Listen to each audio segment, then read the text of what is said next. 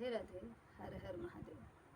मैं देहाती गीत बाय रेखा मिश्रा अपने चैनल पर आज आप लोगों के लिए बहुत प्यारा गीत लेके आई हूँ। आप लोग सुनना, अच्छा लगे तो लाइक कमेंट शेयर जरूर करना और कमेंट में मुझे बताना कैसा लगा। जय श्री राधे।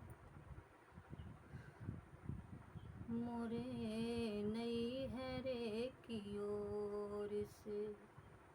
उठल बदरा, मोरे नैहरे की ओर से उठल बदरा, मोरे नैहरे की ओर से जाई के बदरवा वही बगिया में बरसो, जाई के बदरवा, जाई के बदरवा वही बगिया में बरसो,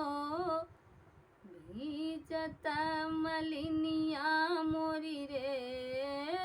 भीजत मलिनिया मोरी रे, गुछत गजरा, मोरे नैहरे की ओर से उठल बदरा, मोरे नैहरे की ओर से जाई के बदरवा वही कुआना पे बरसो, जाई के बदरवा, जाई के बदरवा वही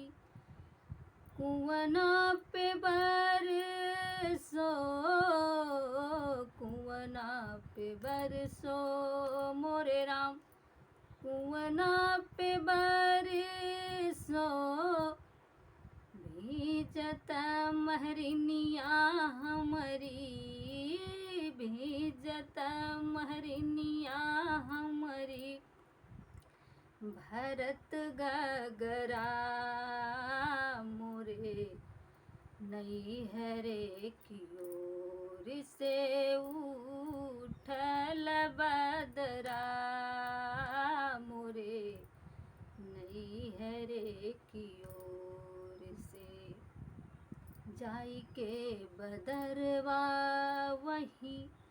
महलिया पे बरसो,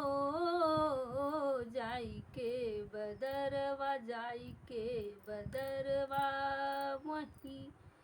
महलिया पे बरसो,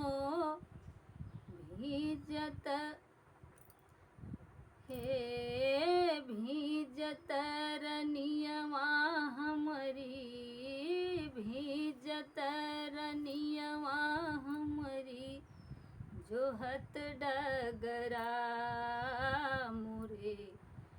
नैहरे की ओर से उठल बदरा, मोरे नैहरे की ओर से उठल बदरा, मोरे नैहरे की ओर से। जय श्री राधे, हर हर महादेव, जय माता।